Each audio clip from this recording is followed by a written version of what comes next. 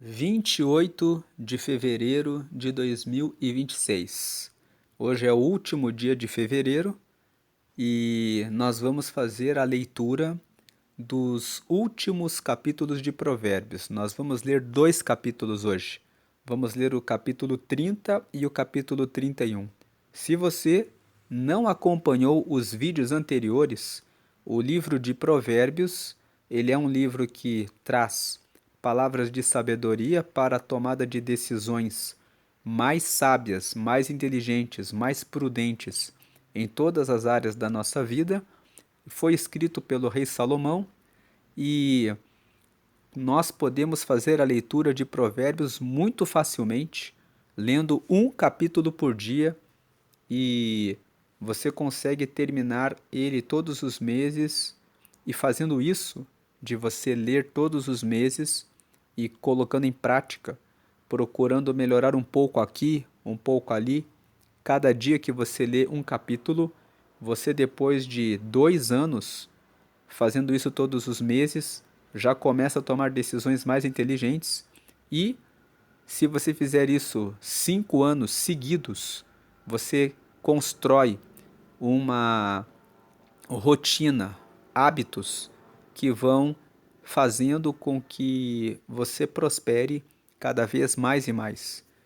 Especialmente no mês de fevereiro, por nós termos apenas 28 dias, nós fazemos uma adaptação. No dia 1º nós lemos os capítulos 1 e 2, no dia 7 nós lemos os capítulos 8 e 9, e dessa forma nós chegamos hoje ao dia 28, restando a leitura dos capítulos 30 e 31. Fica o convite para que você leia Provérbios e aprenda o que a Bíblia mostra para nós sobre a sabedoria de Deus, que traz felicidade, realização, sucesso naquilo que você fizer. Até mesmo, só para você ter uma ideia, até mesmo as pessoas que não acreditam em Deus e que duvidam que a Bíblia é a palavra de Deus, se inspiram nos ensinamentos de Provérbios para desenvolvimento pessoal. Quando fala sobre honestidade, sobre fidelidade, sobre cumprimento de contratos, sobre como fazer a administração do recurso, das finanças, sobre ter paciência, sobre ter perseverança, sobre ter resiliência, sobre ser uma pessoa prudente, sobre ser uma pessoa que mede as palavras antes de lançar, sobre ter pressa, sobre ser precipitado e ter paciência para avaliar uma situação antes da tomada de uma decisão. Tudo isso, Provérbios fala para a nossa vida. Provérbios capítulo 30 e Provérbios capítulo 31, esses dois últimos capítulos, não foram escritos pelo rei Salomão. Salomão escreveu dos capítulos 1 ao 29. O capítulo 30, entrando agora na leitura, no versículo 1, você já vê que são palavras de Agur, que era filho de Jaque, o oráculo. Oráculo são pessoas que são sábias, pessoas que são procuradas para dar respostas para situações difíceis. Então, o Agur, ele era um oráculo. A única informação que nós temos na Bíblia é que o pai dele era Jaque e que ele era um homem sábio que era procurado pelas pessoas para trazer respostas para suas dúvidas. Disse este varão a Itiel e a Ucal. Essa é uma outra informação que nós temos, que o Agur escreveu esse capítulo 30 para duas pessoas, para o Itiel e para o Ucal. E quando você vê aqui, disse este varão a Itiel e a Ucal, a repetição do nome do Itiel indica que ele escreveu esse texto mais para o Itiel. E ele aproveitou e também incluiu o Ucal sobre essas considerações que ele fez aqui a respeito da vida. Versículo 2. Na verdade, que eu sou mais bruto do que ninguém. Não tenho o entendimento do homem. 3. Nem aprendi a sabedoria, nem tenho o conhecimento do santo. Nos versículos 2 e 3, o Agur toma uma postura de dizer: eu não tenho conhecimento a respeito de tudo. Não tem como eu resolver todos os problemas. E ele se sentia mais bruto do que todos, porque recebendo tantos problemas para ter que resolver no dia a dia, as pessoas procuravam ele certamente se deparou com muitos desafios. Então ele fala: eu não tenho resposta de tudo. Veja o versículo 3: eu não aprendi a sabedoria, eu não tenho o conhecimento do santo. Santo está em letra maiúscula. Mostra que o Agur, de alguma forma, conhecia Deus. Por isso que o texto está aqui, como palavra de Deus. Porque ele conheceu a Deus de alguma forma e ele entendeu que o conhecimento do santo, o conhecimento de Deus, é um conhecimento excelente, um conhecimento superior, um conhecimento que ele reconhece. Eu não tenho todo o conhecimento, eu dependo de Deus. Aqui é uma postura de dependência. Tem um filósofo chamado Sócrates, que ele dizia: só sei que nada sei. Então ele era um filósofo que sempre usava um processo da dialética para descobrir as coisas. Ele chegava numa pessoa e perguntava: o que você pensa a respeito desse assunto? A pessoa dava a sua resposta, ele pensava, mas você já pensou se fosse diferente? E fazia a pessoa ter que pensar e de ficar pensando, discutindo, conversando, ele buscava a verdade, buscava o conhecimento. E ele disse essa frase que só sei que nada sei, que quanto mais ele conhecia, mais ele tinha dúvidas a respeito das coisas. E o Agur aqui, ele toma essa postura, mas ele fala uma coisa no versículo 3: nem tenho o conhecimento do santo. O santo em letra maiúscula, ele fala: Deus tem todo o conhecimento. Agora no versículo 4, ele pergunta: quem subiu ao céu e desceu? Quem encerrou os ventos nos seus punhos? Quem amarrou as águas na sua roupa? Quem estabeleceu todas as extremidades da terra? Qual é o seu nome e qual é o nome de seu filho, se é que o sabes? Aqui ele está falando a respeito de Deus. Deus é o único que tem todo esse poder. Mas aqui, muitas pessoas que estudam a Bíblia dizem que Agur teve uma revelação. Ele conseguiu perceber que Deus tinha o seu filho Jesus.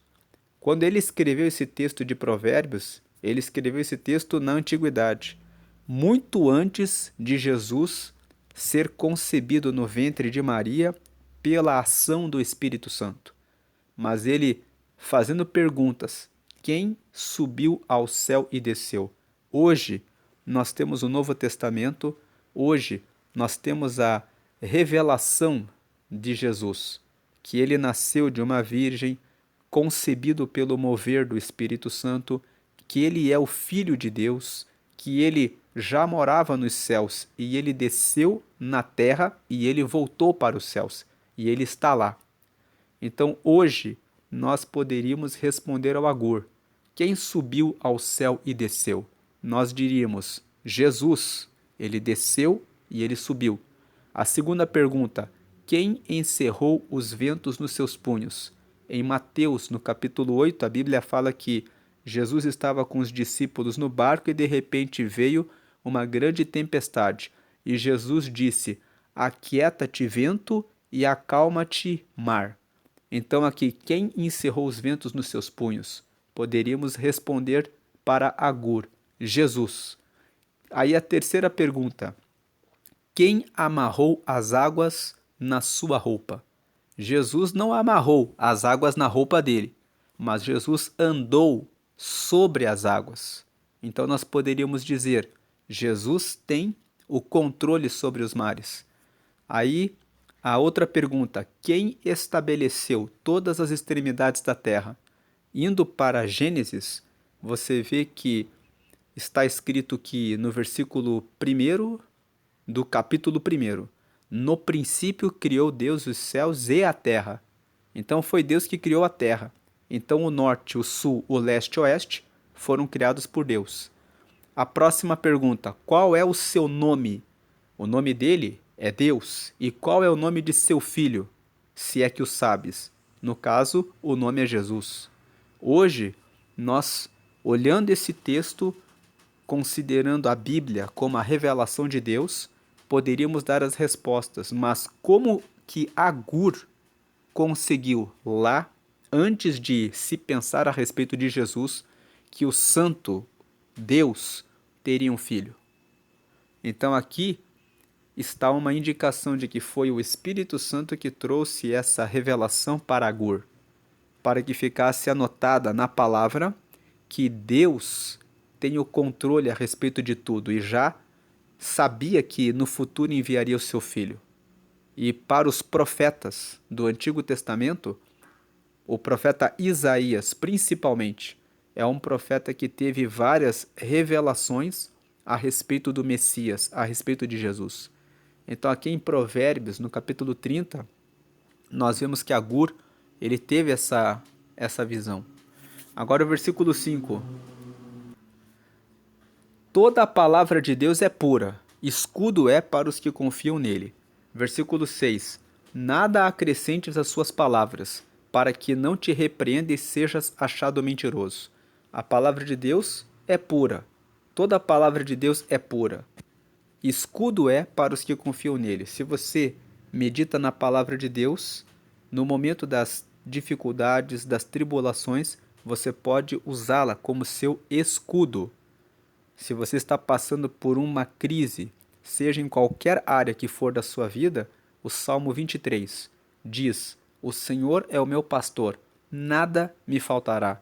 Quando você lembra dessa palavra e você se vê diante da crise, você fala: o Senhor é meu pastor, nada me faltará. Eu sei que eu não vou ter falta de nada. Ele cuida da minha vida, Ele cuida das minhas finanças. Se eu me amparo na palavra dele e obedeço à palavra dele, eu tenho proteção. Então é nesse sentido que a palavra de Deus é pura e ela é escudo para os que confiam nele. 6. Nada acrescentes às suas palavras, para que não te repreenda e sejas achado mentiroso. Não acrescente nenhuma palavra. Jesus disse que ai daquele que corta, tira ou que acrescenta a palavra dele. Versículo 7.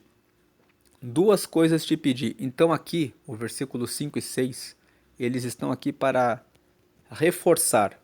Vale a pena você meditar na palavra de Deus. A palavra de Deus vai revelar a você os caminhos que vão levar você para a satisfação, a felicidade, a realização. Não acrescente nada. A palavra de Deus, ela é pura. Ela já tem tudo o que é necessário de informação para que você vá bem. Versículo 7. Duas coisas te pedi, mas não mas negues antes que morra. 8. Afasta de mim a vaidade e a palavra mentirosa. Não me des nem a pobreza nem a riqueza. Mantém-me do pão da minha porção acostumada. 9. Para que, porventura de farto, te não negue e diga: quem é o Senhor? Ou que, empobrecendo, venha furtar e lance mão do nome de Deus. Aqui nos versículos 7, 8 e 9, o Agur pediu duas coisas a Deus. A primeira: afasta de mim a vaidade. Vaidade é ficar preso naquilo que é vão, naquilo que não tem valor. Muitas pessoas ficam presas, buscando dinheiro, buscando fama, buscando poder, buscando vencer o próximo com seus argumentos, querendo gritar mais alto, dizendo que tem razão. Muitas pessoas estão na vaidade de carreira profissional, de títulos. Não é que você buscar uma boa carreira profissional, buscar o seu crescimento seja errado, mas a vaidade é quando você valoriza isso como se quando o objetivo da sua vida é esse. O objetivo é viver aqui, nessa vida, e se esquecer da eternidade, se esquecer da amizade e do relacionamento com Deus. Em Provérbios, no capítulo 1, está escrito que o princípio da sabedoria é o temor ao Senhor. E o temor ao Senhor significa respeitar ao Senhor, em primeiro lugar. Então, o princípio da sabedoria é colocar Deus em primeiro lugar. E o Agur, ele é um homem sábio. Então ele pede duas coisas. A primeira, que Deus afaste dele a vaidade. Que Deus afaste dele a preocupação, a valorização das coisas dessa vida, em detrimento do relacionamento com Deus.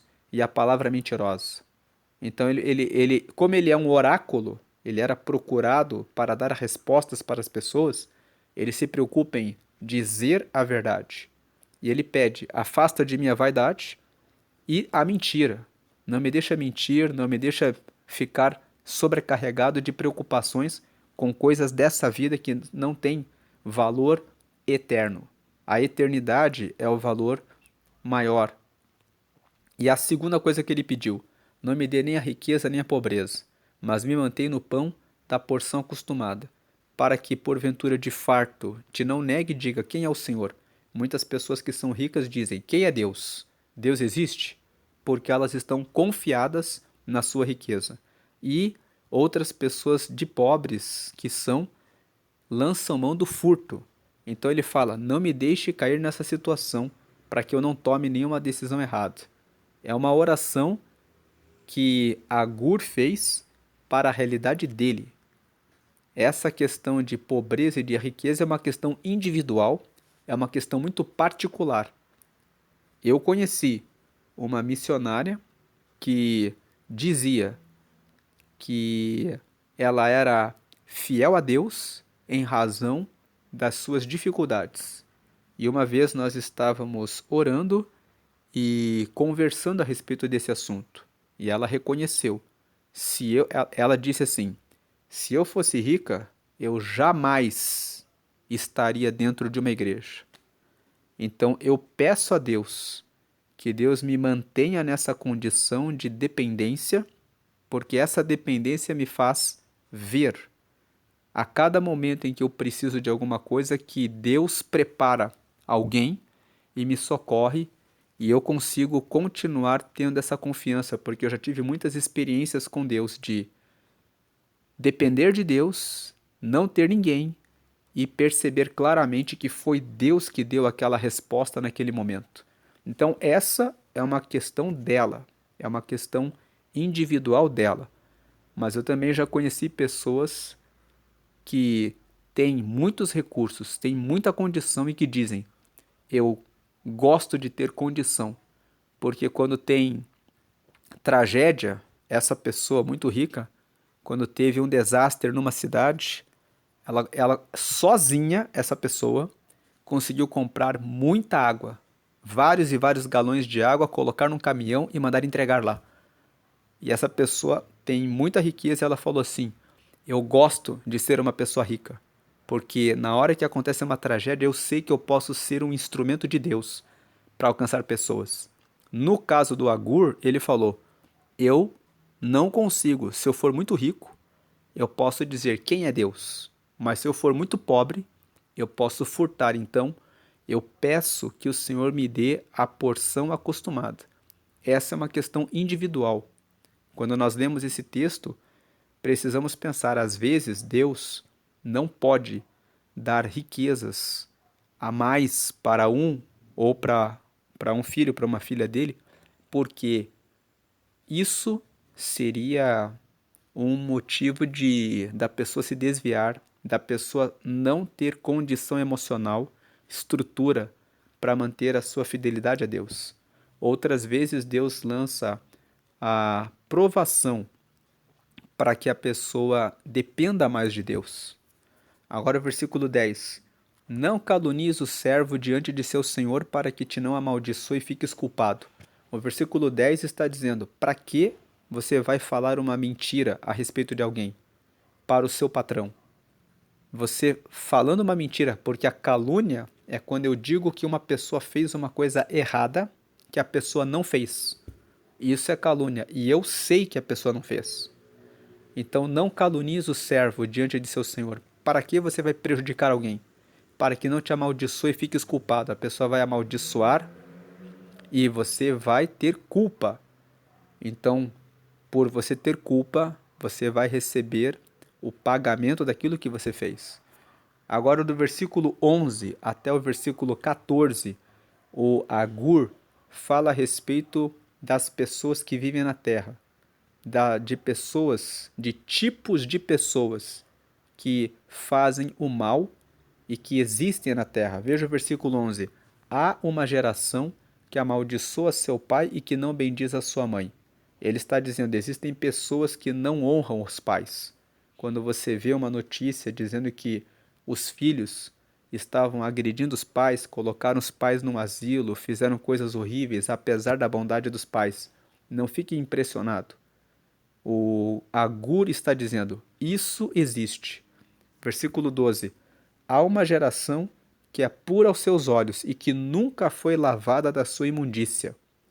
O versículo 12 está dizendo, não fique impressionado por você conhecer pessoas que falam, nós somos retos, nós somos puros, nós somos santos, nós somos melhores, nós somos é, a, os melhores. Existem pessoas assim, que falam que são puras e que nunca foram lavadas da sua imundícia. E esse versículo 12 mostra por que existem pessoas dentro da igreja que até participam de trabalhos na igreja muitas vezes e que fazem coisas erradas, distratam os outros, agem com orgulho, com soberba, com arrogância, com prepotência, pensando que estão no lugar de Deus. E que esse orgulho, tudo isso é pecado, é imundícia. Nós já lemos em vários textos de Provérbios. Provérbios capítulo 18, do capítulo 16, no versículo 18, fala que a soberba precede a ruína e a altivez antecede a queda. O texto de Provérbios fala que melhor é aquele que é humilde, que o humilde é honrado, o humilde recebe honra. O texto, porque o humilde é aquele que valoriza o próximo, ele não se sobrepõe ao próximo, ele respeita a opinião do próximo. E o versículo 12 fala: há uma geração que é pura aos seus olhos. Há uma geração que se acha, que diz que é melhor e que nunca foi lavada da sua imundícia. Versículo 13.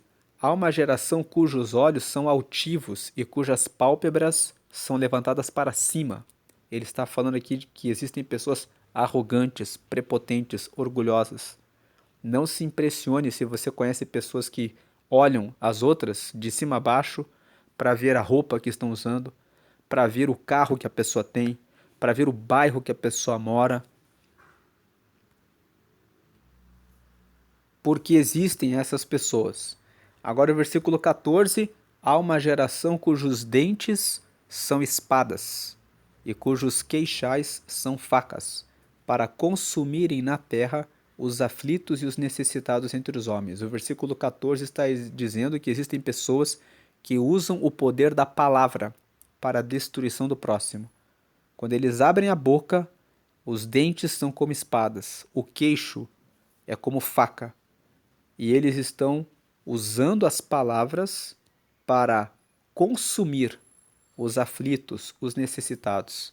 Ele vê uma pessoa que está ali precisando de ajuda, ele usa as palavras para abater a pessoa. Alguns anos atrás, um grupo de pessoas praticou um crime que ficou conhecido como crime da baleia azul. Eles procuravam nas redes sociais os adolescentes que colocavam postagens. Ah, estou me sentindo feia hoje. Hoje eu estou me sentindo muito mal, estou me sentindo muito burro porque fui na escola e tirei uma nota baixa. Então os adolescentes fazem alguns desabafos ali e esses influenciadores entravam na rede social e diziam: por que que você não se corta? Por que que você não passa a lâmina no seu pulso? Por que que você não toma um monte de remédio e já acaba com isso? E aí a polícia descobriu esses influenciadores ali e fizeram várias prisões dessas pessoas. Fica como um alerta com quem você tem desabafado.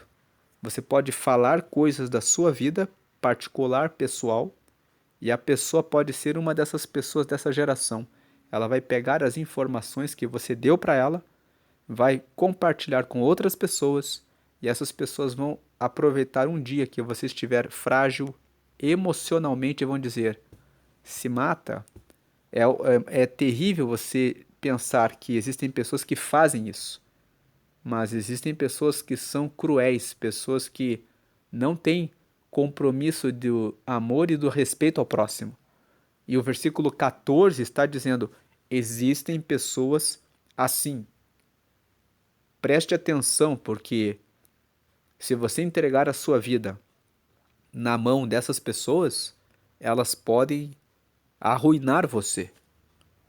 E o versículo 11 até o versículo 14 está dizendo: não fique impressionado de ver que existem pessoas assim, que desonram os pais, que se acham que são puras aos seus olhos, que se acham melhores que as outras e que usam a língua e a palavra para destruir as outras pessoas.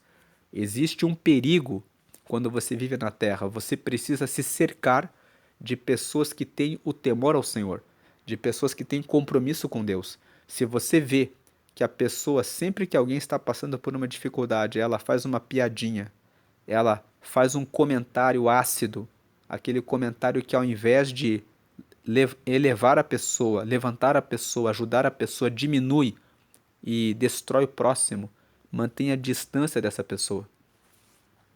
Agora o versículo 15. A sanguessuga tem duas filhas, a saber, dá e dá. Esse texto está dizendo, se você conhece pessoa que você dá o dedo, ela te pede o antebraço, você dá o antebraço, ela quer o seu braço, você dá o seu braço, ela quer tudo. Existem pessoas assim também.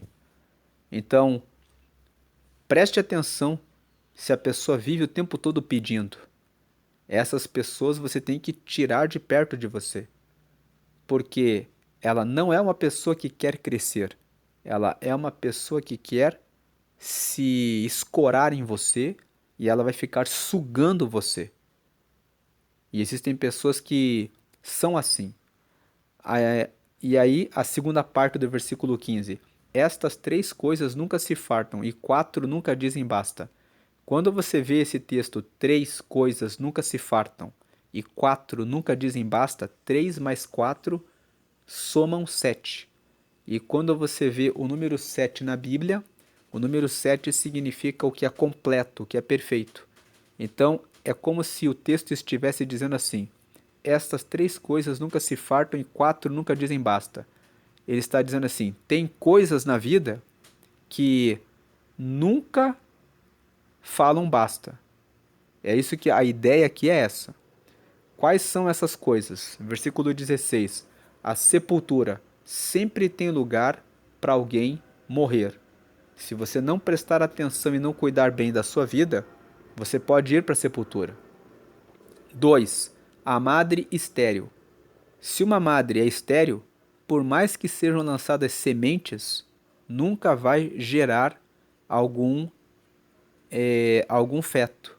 Madre estéril fala que existem projetos que você quer investir, você quer colocar a sua força, mas você já se esforçou, já tentou, já fez tudo que era para ter sido feito e não deu resultado.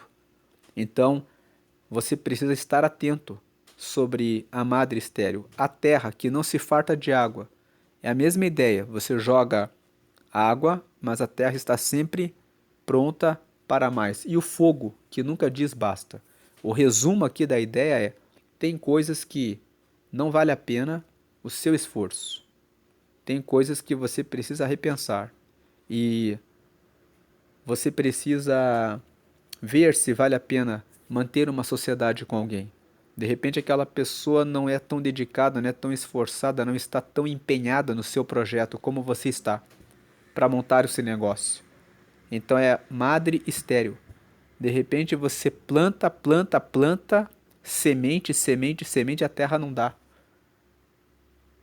E o fogo que nunca diz basta é: não entre em conflito, não entre em contenda, não entre em guerra com as pessoas.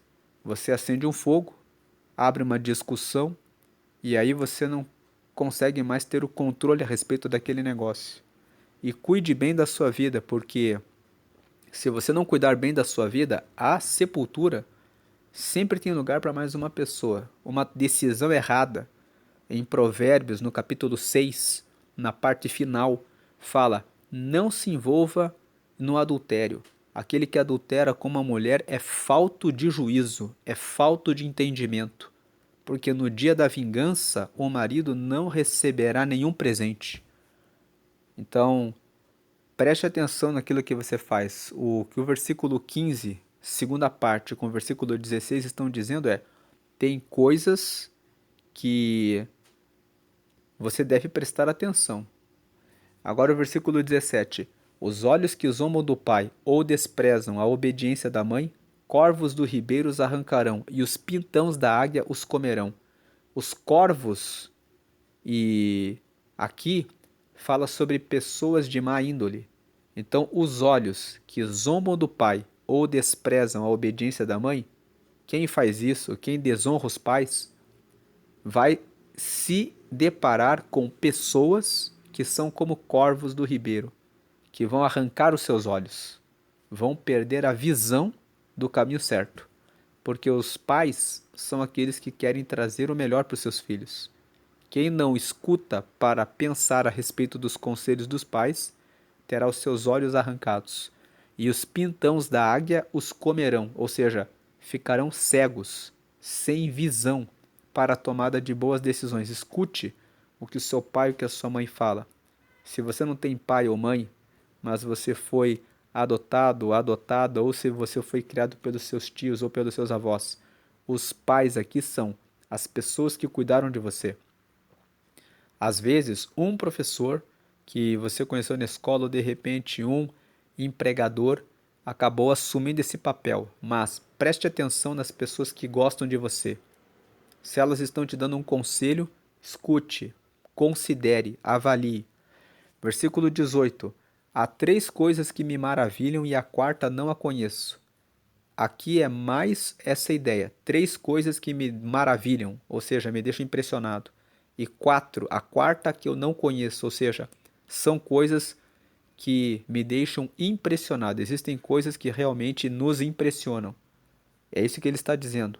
Versículo 19. O caminho da águia no céu. A pergunta é: como que a águia consegue voar tão alto, tão rápido e com tanta destreza? Foi Deus que deu essa habilidade de voo extraordinário da águia. A segunda, o caminho da cobra na penha. Como que a cobra, sem pernas, se arrasta e consegue se arrastar tão rapidamente sem se ferir? A terceira, o caminho do navio no meio do mar. Como que um navio que é formado por metal e com tanto peso consegue se manter no mar? Hoje nós sabemos que é pela força do empuxo, mas o Agur aqui, na época, ele olhava e pensava: hoje, nossa, em 2026, os físicos explicam toda a aerodinâmica do corpo de uma águia, o tamanho das asas dela, o formato do corpo, como ela consegue voar. E foi desses estudos aí que a humanidade hoje consegue projetar aviões e coisas cada vez mais eficientes no voo, estudando e contemplando os animais que voam. Então, o Agur fala: essas coisas são impressionantes. E, por último, o caminho do homem como a virgem. Como que acontece de um homem se apaixonar por uma mulher, querer ter ela como sua esposa? Como que a relação que une os casais acontece? Isso é uma coisa que cada casal tem a sua história. Cada casal tem aquilo que eles entre si perceberam um no outro. E ele fala: Isso me deixa impressionado. O Agur fala: Isso são coisas que você não explica. São coisas que você contempla. Você vê a águia voando. É maravilhoso você ver, ter a contemplação. Você vê a cobra com a sua força, com a sua resistência, passando no meio da terra sem se machucar. Você vê o navio lá de longe, pesado e navegando. E você vê um homem e uma mulher e você fala o que foi que fez com que eles se apaixonassem um pelo outro e tivessem esse relacionamento. O versículo 18 e 19 diz: Existem coisas que nos maravilham. Versículo 20: Tal é o caminho da mulher adúltera. Ela come e limpa sua boca e diz: Não cometi maldade. Aqui o Agur está dizendo: se você conhece uma pessoa, aqui ele está falando da mulher adúltera, mas se você conhece uma pessoa que é adúltera, uma pessoa que é adultera, uma pessoa que é infiel, a característica dessa pessoa é essa. Ela adultera, ela come, ela limpa a boca e ela fala: Eu não fiz nada de errado. Muitas vezes a pessoa tem a sua mente corrompida. A Paulo, nas cartas que ele escreveu para a igreja, disse sempre, instruía os ouvintes, os seus leitores, a leiam a palavra, procurem andar na palavra e sempre andem na palavra, porque se vocês se esquecerem da palavra, vocês vão se corromper. O que é se corromper? Você faz tantas vezes as coisas erradas que você passa a dizer assim: isso aqui não é errado. Não tem problema nenhum eu fazer isso. É você normalizar, naturalizar. Tem pessoas que mentem tantas vezes que passa a ser uma coisa natural. Ela fala assim: não tem pecado nenhum nisso. Tem pessoas que dizem assim, elas ficam olhando, cobiçando a mulher do próximo, o marido da próxima. E eles dizem assim: olhar não tira pedaço. Eu não estou fazendo nada errado. Eu só estou olhando.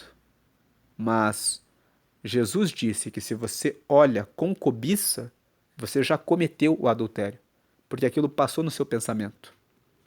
Mas algumas pessoas falam: não tem nada a ver. Então, tal é o caminho da mulher adúltera. Ela come e limpa sua boca e diz: Não cometi maldade. Aqui ele está falando do adultério, mas pode ser que esse desvio seja a pessoa que mente sempre, a pessoa que sonega o imposto sempre, a pessoa que não paga os direitos trabalhistas na sua empresa sempre, a pessoa que sempre encontra uma justificativa para chegar atrasado e diz assim: Ah, furou meu pneu, ah, aconteceu um imprevisto, teve um acidente no meio do caminho e aquilo não aconteceu. Ela fala aquilo para justificar o atraso dela. Então, esse é o caminho da pessoa que é infiel, da pessoa que é desleal. O adúltero aqui é a pessoa que é infiel. Então a pessoa às vezes omite, ela esconde coisas. E a pessoa que faz isso, o versículo 20 está dizendo: tal é o caminho, esse é o caminho que a pessoa faz. A pessoa come, limpa a boca e fala: eu não fiz nada de errado, eu não cometi maldade. Esse versículo 20 chama atenção. O que eu preciso mudar? O que eu tenho feito de maneira repetida? Quais são os meus pecados de estimação? Tem pessoas que têm pecados de estimação. Nós não podemos ter pecados de estimação. Versículo 21. Por 3 coisas se alvoroça a terra, e a quarta não a pode suportar. Aqui é a mesma ideia. 3 coisas provocam alvoroço na terra, e a quarta a terra não pode suportar. Ele está dizendo assim: existem coisas que chocam as pessoas. Quais são as coisas? 22. Pelo servo quando reina. As pessoas têm dificuldade quando veem que uma pessoa veio de baixo e a pessoa conseguiu reinar. As pessoas falam assim: como é que essa pessoa aí conseguiu isso? Segundo, pelo tolo, quando anda farto de pão. Você vê pessoas que fazem coisas erradas, mas que conseguem permanecer em um cargo de governo, em uma posição favorável, e aí as pessoas falam: como que essa pessoa que não tem conhecimento, né? É uma pessoa estúpida, é uma pessoa arrogante, é uma pessoa que desonra, desrespeita as outras. Como que essa pessoa está ali liderando, governando, sendo que é uma pessoa que não merecia estar ali? Quando uma pessoa lidera, uma pessoa governa, uma pessoa está numa posição muito favorável e ela é uma pessoa que desonra as outras, desrespeita as outras, as pessoas ficam alvoroçadas. Elas falam: como é que isso é possível? As pessoas não aceitam isso. A terra não suporta isso. Aí o versículo 23. Pela mulher aborrecida quando se casa. Então aquela mulher está muito tempo sem casamento, de repente ela se casa. E pela serva, a quarta coisa, que ele fala que a terra não pode suportar. E pela serva, quando fica herdeira da sua senhora. Se de um lado, um servo que quando ele vem a reinar já provoca alvoroço na terra, uma serva, uma mulher, quando ela consegue prosperar, avançar, isso choca as pessoas.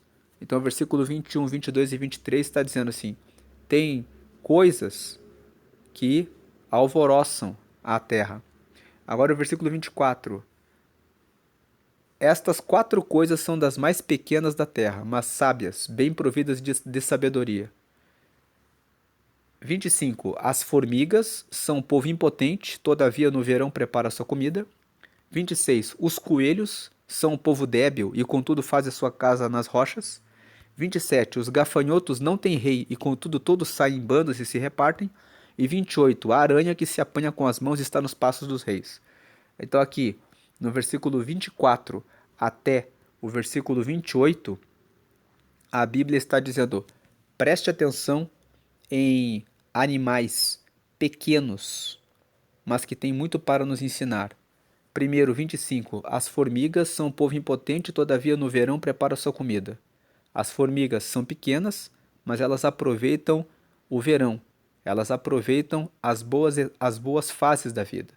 Tem muitas pessoas que estão jogando fora sua juventude, quando poderiam estar estudando, crescendo, se desenvolvendo, e depois elas ficam mais velhas e elas se arrependem porque não aproveitaram o tempo do verão, o tempo da sua juventude. Então, as formigas são um povo impotente, todavia no verão preparam sua comida. Muitas pessoas dizem: tive muitas oportunidades, joguei as oportunidades fora. Se você teve uma oportunidade, se você teve uma chance, aproveite, agarre as oportunidades. As oportunidades na vida são poucas. Então, quando você tem uma oportunidade, você tem que agarrar com as suas mãos. Aí, 26. Os coelhos são um povo débil. Os coelhos são fracos, são frágeis, e contudo fazem a sua casa nas rochas. Eles se amparam nas rochas, têm alicerce, criam planos. Eles planejam onde vão construir a casa, onde vão investir nos seus projetos. 27. Os gafanhotos não têm rei, e contudo todos saem e em bandos se repartem.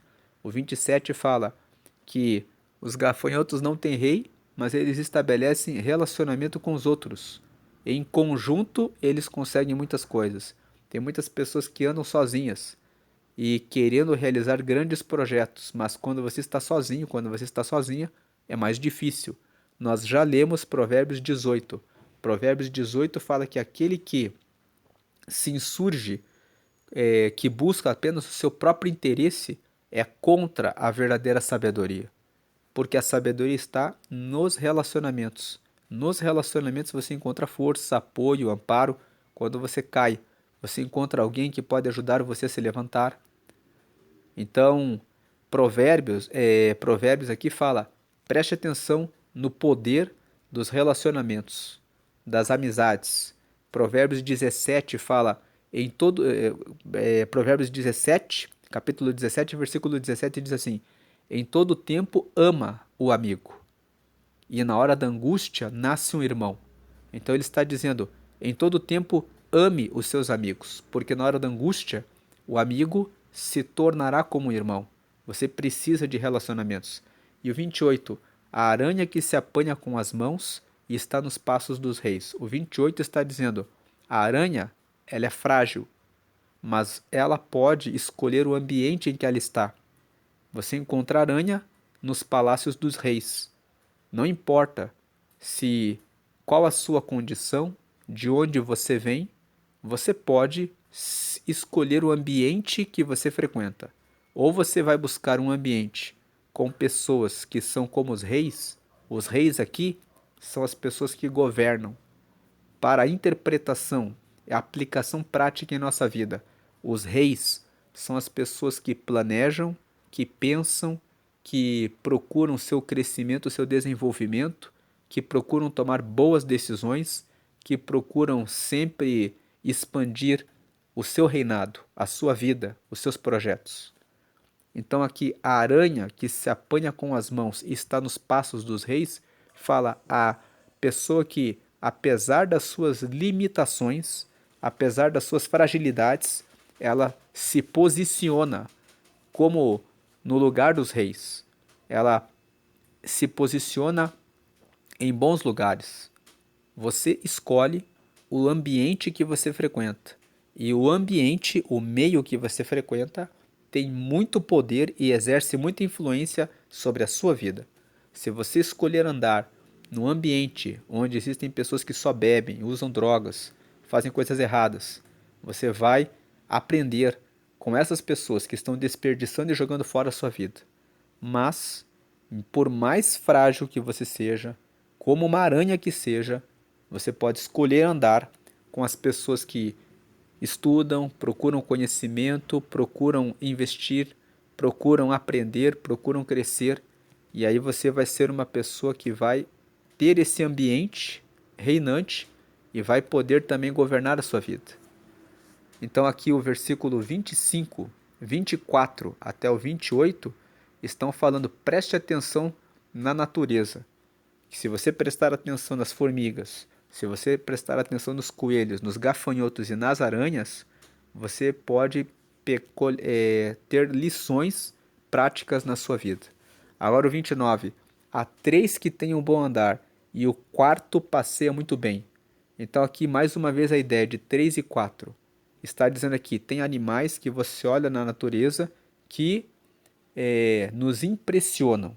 Eles têm um bom andar, e o quarto passeia muito bem. Que é o versículo 30, o leão, que é o mais forte entre os animais, que por ninguém torna atrás. 31, o cavalo de guerra bem cingido pelos lombos, o bode também, e o rei, a quem se não pode resistir. A ideia aqui do 29 até o 31 é a seguinte, olhando na natureza, ainda observando os animais, eu posso aprender algumas lições. O leão é o mais forte entre os animais. O leão, ele tem coragem. Ele enfrenta as batalhas. Então ele está dizendo assim, contemplando na natureza eu posso aprender a ter coragem, que por ninguém torna atrás. Ele não recua, ele enfrenta. Versículo 31, o cavalo de guerra, bem cingido pelos lombos. O cavalo de guerra, ele tem vários apetrechos. Colocam a sela nele, colocam um couro para proteger o lombo dele, porque aquele cavalo está sendo preparado para a guerra. Colocam algo especial no casco dele para que ele possa resistir todas as dificuldades da guerra. Então, o cavalo de guerra ele é bem cingido pelos lombos. Fala sobre se munir para enfrentar os desafios da vida. O bode também. O bode tem força. E o rei, a quem você não pode resistir. Tem um outro texto, que é Almeida, que fala assim, o rei, quando está na frente do seu exército. Quando o rei está na frente do seu exército, ele está com muito apoio. Ele está com vários homens de guerra, está com os cavaleiros, com os arqueiros, com todos eles prontos para a guerra. Então, o rei, a quem se não pode resistir, quer dizer, a pessoa, quando ela está munida de sabedoria, conhecimento, ferramentas, estratégia para vencer os desafios. Então, o versículo 29, 30 e 31 está falando, eu olho para a natureza e eu consigo ver mais alguma coisa. O 24, até o 28 ele fala: eu olhei para a formiga, para os coelhos, para os gafanhotos e para a aranha. E agora eu consigo olhar ainda para mais algumas coisas. Eu consigo olhar para o leão, para o cavalo, para o bode e para o rei, quando ele está na frente do seu exército. E ele termina dizendo no 32: se procedeste loucamente, elevando-te, e se imaginaste o mal, põe a mão na boca.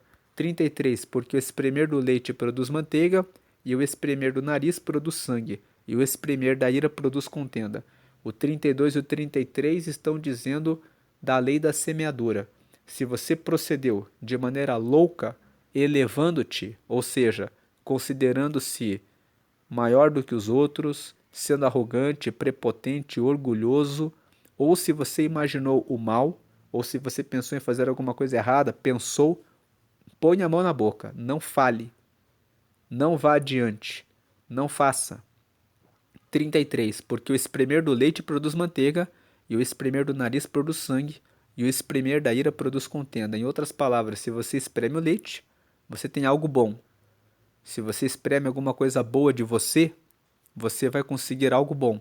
Mas se você espremer o nariz, produz sangue. O espremer da ira produz contenda. Se você espremer o mal de si mesmo, você vai produzir o mal.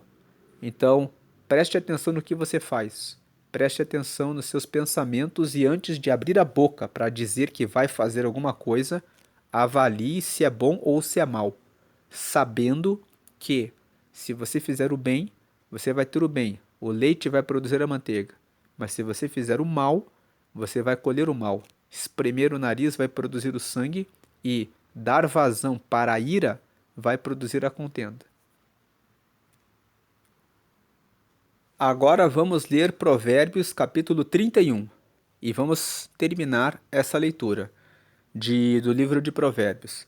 Veja no versículo 1 que o capítulo 31 ele foi escrito pelo rei Lemuel. Aqui está escrito: palavras do rei Lemuel, a profecia que lhe ensinou sua mãe. Então nós tiramos aqui que o capítulo 31 foi escrito pelo rei Lemuel e tudo que nós vamos ler aqui no capítulo 31 foi a profecia, ou seja, o ensinamento que a mãe dele deu para ele. Então nós vamos ver aqui o que a mãe do rei Lemuel ensinou para ele, que ele nos deixou registrado. 2. Como, filho meu, e como, ó filho do meu ventre, e como, ó filho das minhas promessas. 3. Não des às mulheres a tua força, nem os teus caminhos ao que destrói os reis. 4. Não é próprio dos reis, ó Lemuel, não é próprio dos reis beber vinho, nem dos príncipes desejar bebida forte. 5. Para que não bebam e se esqueçam do estatuto e pervertam o juízo de todos os aflitos. 6. Dai bebida forte aos que perecem, e o vinho aos amargosos de espírito. 7. Para que bebam e se esqueçam da sua pobreza, e do seu trabalho não se lembrem mais. 8. Abre a tua boca a favor do mudo, pelo direito de todos os que se acham em desolação. 9. Abre a tua boca, julga retamente e faze justiça aos pobres e aos necessitados. Aqui do versículo 2 até o versículo 9, nós vemos o que a mãe do rei Lemuel disse para ele. Ela começa no versículo 2 fazendo uma pergunta: como, filho meu? E como, ó filho do meu ventre? E como, ó filho das minhas promessas? Ela está fazendo uma pergunta para o filho. Como que você vai seguir a sua vida? Como que você vai aceitar as coisas erradas? Não aceite. É isso que ela está dizendo. Não aceite e preste atenção no que eu vou dizer a você. O primeiro conselho: não des às mulheres a tua força, nem os teus caminhos ao que destrói os reis. Então, o primeiro conselho é: não se envolva com muitas mulheres. Colocando isso no aspecto prático, não se envolva com muitas pessoas. Você que é mulher também, porque tem muitas mulheres nos dias atuais que são piores do que muitos homens. Elas dizem assim: vou aproveitar a vida e vou ficar com todo mundo. O primeiro conselho é: não faça isso. Tenha o seu marido, tenha a sua esposa. Procure uma pessoa que teme ao Senhor e se case, para que você construa uma vida ao lado de uma pessoa que vai estar sempre com você e que você possa confiar. Gastar a sua vida com várias pessoas derruba a, a sua capacidade de manter um relacionamento firme até o final da vida e de construir a sua casa, a sua família. Aí nem os teus caminhos ao que destrói os reis. O que destrói os reis?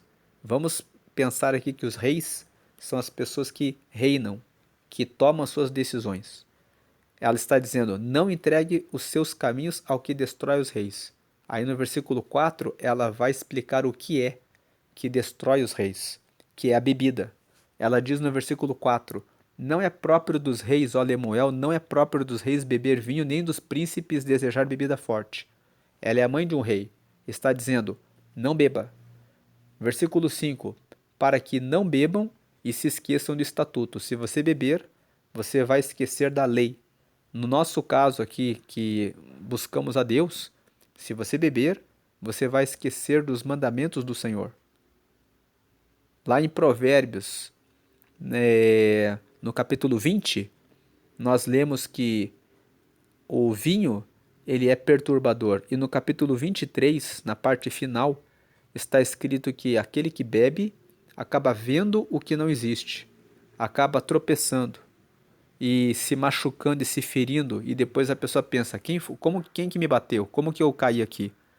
Então, para que não se esqueçam da lei e pervertam o juízo de todos os aflitos, aquele que bebe, se tem que tomar uma decisão, não tem pleno juízo. Versículos 6 e 7, ela fala assim, dai bebida forte aos que perecem, e o vinho aos amargosos de espírito, para que bebam e se esqueçam da sua pobreza e do seu trabalho não se lembrem mais. Então ela fala da bebida. Primeiro conselho, não se envolva com muitas pessoas. Segundo conselho, não se envolva com a bebida. Terceiro conselho, versículo 8 e 9. Abre a tua boca a favor do mudo, pelo direito de todos os que se acham em desolação. 9. Abre a tua boca e julga retamente, e faze justiça aos pobres e aos necessitados. Então, o terceiro conselho é, defenda o direito dos vulneráveis. Se você pode defender o direito de alguém, pode falar a favor de alguém que está mais fraco, defenda a pessoa.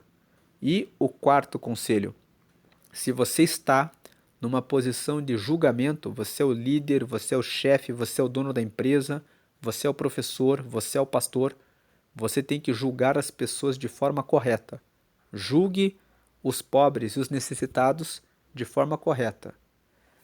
Aí, o versículo 10 até o versículo 31, que é o último versículo aqui de Provérbios 31, fala sobre as qualidades da mulher virtuosa. Esse capítulo 31, do versículo 10 até o versículo 31, trazem parâmetros para que uma mulher esteja de acordo com a vontade de Deus. Você que é mulher solteira buscando um casamento, pode ler esse texto e pensar aqui a respeito das condutas que a Bíblia aponta de uma mulher virtuosa. Você que é casada e às vezes tem passado por alguns desafios no seu casamento, pode pensar a partir desse texto sobre o que pode melhorar. Você que é marido, pode conversar com a sua esposa a respeito desse texto. Você que é solteiro, pode levar isso como parâmetro para a escolha de uma esposa, um parâmetro bíblico. E então, vamos ler aqui. Versículo 10. Mulher virtuosa, quem a achará? O seu valor muito excede o de rubins. 11. O coração do seu marido está nela confiado, e a ela nenhuma fazenda faltará. Primeira característica da mulher virtuosa. Ela é uma mulher confiável. Ela não faz compras com o cartão do marido e esconde e omite a informação, mas ela compartilha as informações, é fiel, é honesta. No versículo 12, ela lhe faz bem e não mal todos os dias da sua vida. Se você acordou irritada, chateada, pensando em vou descontar no meu marido, veja o versículo 12, ela lhe faz bem e não mal todos os dias da sua vida. É desafiador? É desafiador. Versículo 13. Busca lã e linho e trabalha de boa vontade com as suas mãos. Então, é uma pessoa trabalhadora. 14. É como navio mercante, de longe traz o seu pão. É uma pessoa que não vê dificuldades com relação a percorrer distâncias. Se tem que ir num lugar mais distante para conseguir o que precisa, ela vai, sem reclamação. 15. Ainda de noite se levanta e dá mantimento à sua casa e à tarefa às suas servas. Então, no dia anterior, ela já pensa nas tarefas que precisam ser feitas. É uma pessoa organizada, que tem planejamento. 16. Examina uma herdade, ou seja, uma propriedade, e adquire-a. Planta uma vinha com o fruto de suas mãos. Então, ela sabe avaliar imóveis, sabe o valor das terras. 17. Cinge os lombos de força e fortalece os braços. Então ela não tem preguiça, ela procura desenvolver a sua força, cuida da sua saúde. 18. Prova e vê que é boa a sua mercadoria e a sua lâmpada não se apaga de noite. Então ela tem um senso, ela prova e vê que é boa a sua mercadoria, ela avalia o que está fazendo, avalia o que produz, avalia as suas atitudes, as suas ações, para ver se o que está fazendo é bom e a sua lâmpada não se apaga de noite. Ou seja, se tem alguma coisa a mais, quando tem e que precisa ser resolvida, ela vai resolver o problema até o final, para que não fiquem pendências no meio da família. 19. Estende as mãos ao fuso e as palmas das suas mãos pegam na roca. Desenvolve várias habilidades. Ela aprende a lidar com várias coisas. 20. Abre a mão ao aflito e ao necessitado estende as mãos. É uma mulher que é generosa. É uma mulher que se preocupa com o próximo. É uma mulher que tem amor no coração. 21. Não temerá por causa da neve, porque toda a sua casa anda forrada de roupa dobrada. Então é uma mulher que tem planejamento. Quando vem uma situação difícil, ela já fez a sua parte. Aqui fala da mulher que, no campo de educação financeira, é a mulher que incentiva o marido a ter a sua reserva de emergência. Tem a sua reserva de emergência. No momento em que acontece alguma coisa, algum imprevisto, ela já realizou a sua reserva, tem condição de vencer a situação difícil. 22. Faz para si tapeçaria de linho fino e de púrpura é sua veste. Então o versículo 22 está falando que é a mulher que se arruma.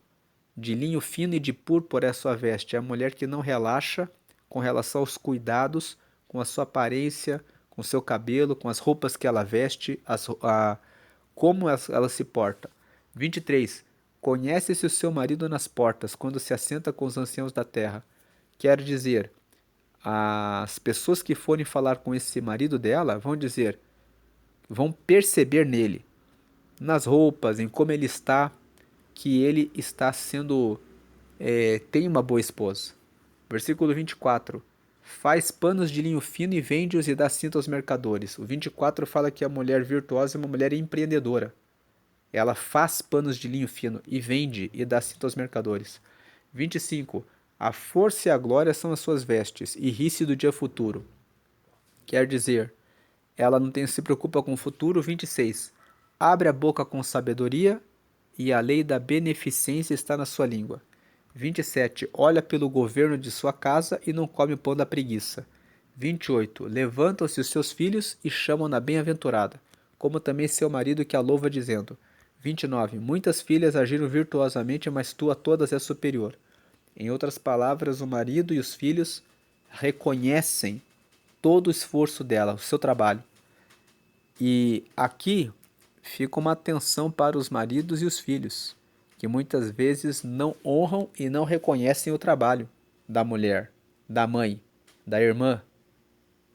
Então aqui, né, uma aplicação prática para os homens. Honre o que a sua mãe faz, o que a sua esposa faz, o que a sua irmã faz. Versículo 30. Enganosa é a graça e vaidade a formosura, mas a mulher que teme ao Senhor, essa será louvada. O versículo 30 está dizendo, prestar atenção na aparência, acima de tudo, é uma vaidade, porque a formosura vai passar, mas a mulher que teme ao Senhor, que coloca Deus em primeiro lugar e segue os seus mandamentos, ela será louvada. E o 31, dai-lhe do fruto das suas mãos, e louvem-na nas portas das suas obras. O 31 está dizendo, dê tudo o que você tem para essa mulher que é virtuosa, e louvem ela nas portas das suas obras. Dê tudo o que você tem para cuidar dessa mulher. Agora, você que leu esse texto e é mulher, pode estar pensando, o texto traz várias exigências, várias características, atributos de uma mulher virtuosa, mas e os homens? Os homens, o texto de 1 Timóteo, vamos ler 1 Timóteo capítulo 3. Aqui em 1 Timóteo capítulo 3, nós encontramos as qualidades de um homem que tem comprometimento com Deus. Então, se você é uma mulher solteira ou se você é uma mulher que é casada e muitas vezes passa por desafios dentro da sua casa, esse texto de 1 Timóteo capítulo 3 traz referências a respeito de um homem. Diz: esta é uma palavra fiel. Se alguém deseja o episcopado, excelente obra deseja. Episcopado significa ser um bispo, significa ser um pastor. Versículo 2: convém, pois, que o bispo seja irrepreensível, marido de uma mulher, vigilante, sóbrio, honesto, hospitaleiro, apto para ensinar. 3. Não dado ao vinho, não espancador, não cobiçoso de torpe ganância, mas moderado, não contencioso, não avarento. Tem muitos maridos que muitas vezes querem, né, têm alguma condição de ajudar a esposa, de ajudar a família e são avarentos. 4. Que governe bem a sua própria casa, tendo seus filhos em sujeição com toda a modéstia. Muitos pais dizem: a responsabilidade pelos filhos é sua, mulher. Mas o texto aqui fala: o homem tem o seu papel na educação dos filhos. O homem tem o papel de ser aquele que busca o conhecimento da palavra, que conduz a esposa para o caminho de Deus, orienta como sacerdote da família e que cuida dos filhos também. Versículo 5: não é só da esposa essa missão.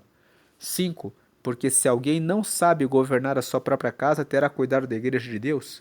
6. Não neófito para que ensoberbecendo-se não caia na condenação do diabo.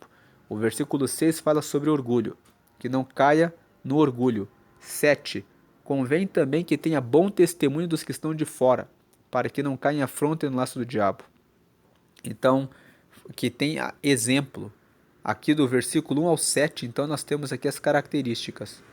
Precisa ser irrepreensível, uma pessoa que anda no caminho certo, marido de uma mulher, pessoa que tem fidelidade, que dá honra, que respeita a sua esposa, vigilante, uma pessoa que presta atenção nas suas decisões, sóbrio, uma pessoa que não se entrega para a bebida, honesto, uma pessoa que honra os seus compromissos, hospitaleiro, uma pessoa que sabe como tratar as pessoas, apto para ensinar, uma pessoa que tem o conhecimento da palavra, que tem o que dizer, não dado ao vinho aqui, mais uma vez, não espancador, uma pessoa que cuida bem da sua esposa, que trata da esposa, que conversa com a esposa, que não é agressor.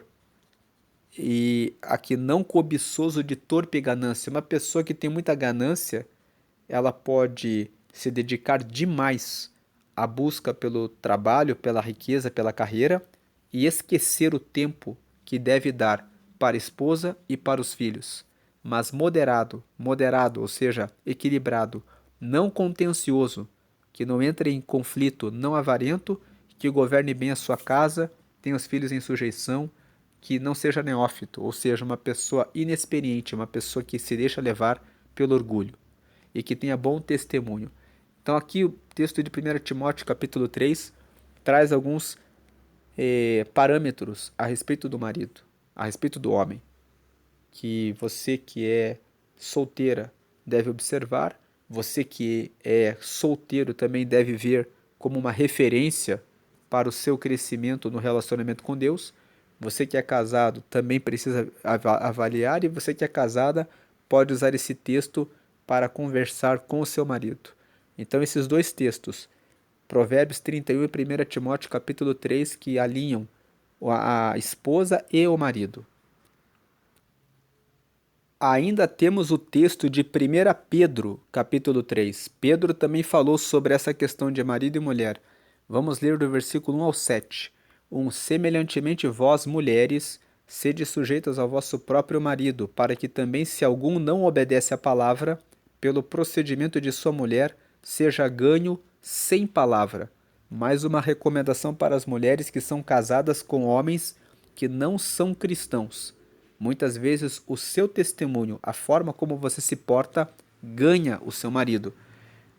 2. Considerando a vossa vida casta em temor. 3. O enfeite delas não seja o exterior, no frisado dos cabelos, no uso de joias de ouro, na compostura de vestes. 4. Mas o homem encoberto no coração, no incorruptível trajo de um espírito manso e quieto, que é precioso diante de Deus. Então, o versículo 3 fala sobre ter no coração a fidelidade, a honra a Deus. Não apenas, o versículo 3 não condena que a mulher se arrume, que ela seja cuidadosa, mas que não seja nisso o seu valor. Versículo 5, mas que tenha um espírito manso e quieto. Versículo 5, porque assim se adornavam também antigamente as santas mulheres que esperavam em Deus e estavam sujeitas ao seu próprio marido. 6. Como Sara obedecia a Abraão, chamando-lhe Senhor, da qual vós sois filhas, fazendo bem e não temendo nenhum espanto. Aqui fala sobre respeitar o homem, falar com entender que o homem ele tem essa essa esse papel de liderança. Então, respeitar e honrar esse papel de liderança, não passar por cima, querendo tomar as decisões sozinha. E o versículo 7, igualmente vós, maridos, coabitai com ela com entendimento, dando honra à mulher, como vaso mais fraco, como sendo vós os seus coherdeiros da graça da vida, para que não sejam impedidas as vossas orações.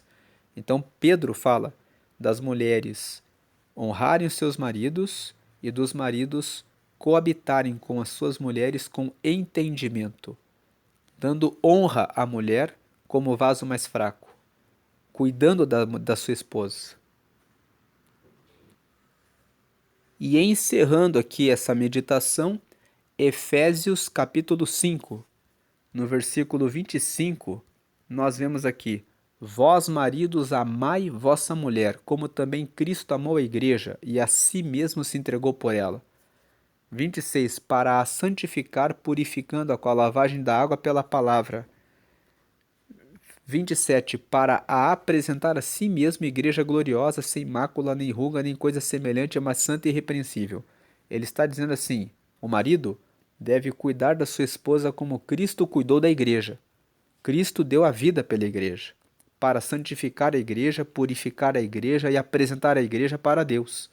Então Cristo cuidou detalhadamente da igreja. E ele está dizendo, 28, assim devem os maridos amar a sua própria mulher como a seu próprio corpo. Quem ama sua mulher, ama-se a si mesmo. 29, porque nunca ninguém aborreceu a sua própria carne, antes a alimenta e sustenta, como também o Senhor a igreja.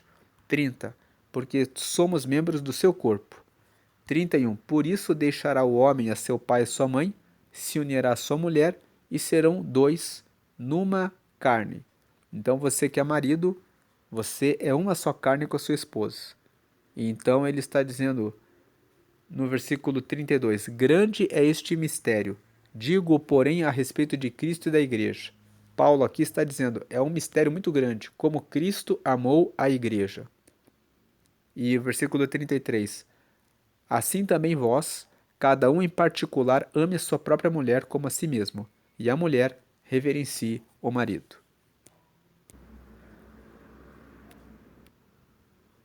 Agora eu faço um convite a você que ainda não aceitou a Jesus como seu único e suficiente Salvador. A Bíblia fala que Deus amou o mundo de tal maneira que enviou seu Filho Jesus para morrer por todos nós, para que todo aquele que confessa que Jesus é o seu Salvador, que salva dos seus pecados, possa se tornar filho de Deus. Então aqui está na tela a oração de confissão. Se você nunca fez essa oração, agora é a hora de você entregar a sua vida a Jesus, recebê-lo como seu Senhor e como seu Salvador, se tornar um filho, uma filha de Deus, receber o Espírito Santo, que é o próprio Deus morando em você, no seu coração, e tendo seu nome escrito no céu, no livro da vida. O livro da vida é o livro onde estão os nomes dos que aceitam Jesus. Em Apocalipse, no capítulo 20, está escrito que haverá um dia de juízo final. Todos aqueles que tiverem recebido Jesus herdarão os céus. Então, quando você fizer essa oração, você vai receber todas essas bênçãos. Número 1, vai receber o perdão dos seus pecados. Número 2, vai receber o Espírito Santo, que é o próprio Deus morando em você. Número 3, vai ter o seu nome escrito no céu, no livro da vida. E número 4, você vai ser filho, filha de Deus. Então faça essa oração comigo agora. Ligue o seu pensamento com Deus, reconheça que Jesus está vivo e intercede por nós e faça essa oração comigo. Declare a frase 1. Senhor Jesus, eu te aceito como meu único Senhor e Salvador. Agora declare a frase 2. Perdoa meus pecados e me dá o teu Espírito Santo para me guiar até o céu. E por fim, 3. Escreve meu nome no livro da vida, em nome de Jesus. Amém. Se você tem na sua casa algum santo, alguma imagem, alguma fotografia de algum santo, coloque em um pacote fora da sua casa, porque você não precisa de nada disso. E a Bíblia fala que você adorar imagem é pecado, porque a imagem, ela tem olhos, mas não vê, tem boca, mas não fala, nariz, mas não cheira, ouvidos, mas não ouvem, mãos que não apalpam e pés que não andam, e todos os que adoram imagens se tornarão como elas. Isso está escrito no Salmo 115. Então a Bíblia condena que você adore imagem, porque Jesus está vivo. Procure uma igreja onde você possa participar dos cultos e aprender mais a respeito da palavra de Deus e se aproximar dele. E ore todos os dias. Orar é ter uma conversa com Deus. Fale com ele e peça: me dá sabedoria, me dá a força para vencer os desafios, me dá graça para vencer os pecados. Confesse os seus pecados, diga: Deus, me ajuda a não olhar mais para a mulher do próximo, a não cobiçar quem eu não devo, a não beber, a não fumar, a não ser desonesto, a não sonegar mais o imposto, a pagar os direitos trabalhistas, a ser uma pessoa que não mente a respeito do atraso no horário do trabalho, a não procrastinar, a abandonar a preguiça, a abandonar a mentira, a abandonar a ira, a contenda, a mágoa no coração. Me ajuda a vencer isso. Deus vai ajudar você. E podemos fazer agora a oração final, agradecendo a Deus por essa leitura que fizemos de Provérbios nesse mês de fevereiro de 2026. Senhor, te agradecemos porque ao longo desse mês aprendemos mais uma vez que o princípio da sabedoria é o temor ao Senhor. O Senhor é aquele que nos ensina todas as coisas, que nos leva para caminhos melhores e maiores, porque o Senhor é um Deus que é bondoso e fiel, e nós honramos e agradecemos ao Senhor e pedimos que o Senhor nos livre da preguiça, da mentira, da infidelidade, da traição, da desonestidade, da ira, da mágoa, da falta de perdão, do desejo de vingança e de tantas outras coisas, da bebida, do cigarro, das drogas, de ver o que não devemos ver, de pensar no que não devemos pensar, de cobiçar o que não devemos cobiçar, de falar palavras indevidas, fora de tempo, da pressa, da impaciência, da desistência, da falta de esperança, da tristeza, porque muitas vezes nós nos entregamos para a tristeza e nós vimos em Provérbios 15 que isso, glórias a Deus, é uma falha, é um pecado, mas aqueles que dão lugar para a alegria, que dobram os joelhos e falam com Deus, recebem força, a alegria do Senhor para prosseguir. Então queremos te pedir que o Senhor esteja conosco, nos abençoando hoje e sempre, para a glória do Pai, do Filho e do Espírito Santo. Abençoa esse ano e os meses vindouros, que possamos prosseguir avançando e crescendo na graça e no conhecimento do Senhor e na fidelidade naquilo que fazemos, pensamos, falamos e agimos. Em nome de Jesus. Amém e graças a Deus. Glória a Deus e glória eternamente. Amém. Amém.